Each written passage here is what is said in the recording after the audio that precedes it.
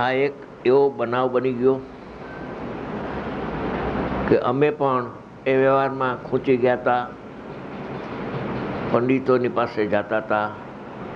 નિમિત્તની મુખ્યતાવાળા પંડિતો હતા. રાજકોટની વાત છે. એમાં એ પંડિત પોતે એકાએક રાત્રે ગુમ થઈ ગયા એટલે એના ગામ વયા ગયા.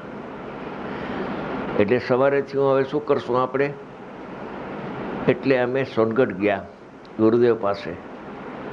એને તો બધી ખબર હતી કે આ બાળકો પાછા ભૂલા પડ્યા છે. એટલે રવિવારે જઈએ અમે અહીંથી. રવિવારે જઈએ એટલે પ્રસંગ તો બીજો હોય, ઉપદેશનો ચાલતો હોય. એમાંથી 11મી ગાથાનો ભાવાર્થ કાઢીને અમને વંચાવે, વાંચે, પોતે સંભળાવે. એક વખત રવિવારે ગયા ત્યારે પડી ભાવાર્થ વાંચ્યો, અમે સાંભળ્યો. બીજા રવિવારે ગયા એની એ વાત અમને સંભળાવી, અમે સમજી ન શક્યા 2 વખતમાં.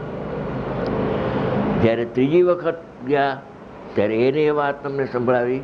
એને ખબર હતી કે અમે વ્યવહારના પક્ષમાં, નિમિત્તના પક્ષમાં આવી ગયા હતા કે નિમિત્તથી કાર્ય થાય. એક કાર્યમાં 2 કારણ હોય, ઉપાદાન કારણ અને નિમિત્ત કારણ.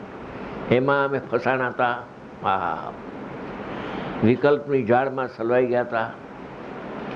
હવે છુટકારો પોતાની મેળે થતો નહોતો. જ્ઞાની જાણી ગયા કે આ ફસાઈ ગયા છે. અમને છોડાવવા માટે અપાર કરુણા વરસાવી. અને જ્યારે ત્રીજી વખત કહ્યું ત્યારે અમારી આંખ ઉઘડી ગઈ કે આ તો અમારા માટે કહે છે.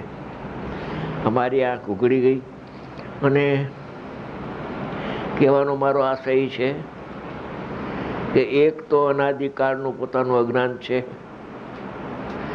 સ્વયં પોતાની મેળે ભેદજ્ઞાન કરી અનુભવ કરી શકતો નથી.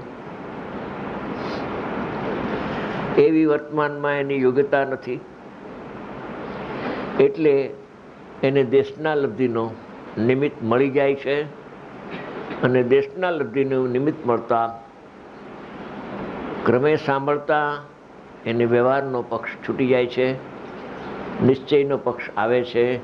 પક્ષાતિક્રાંત કરીને ગુરુદેવની હાજરીમાં કેટલાક પામ્યા અને ગુરુદેવની ગેરહાજરીમાં પણ કેટલાક પામ્યા. અને ભવિષ્યમાં પણ ઘણા પામશે, થોડાની ઘણા પામશે.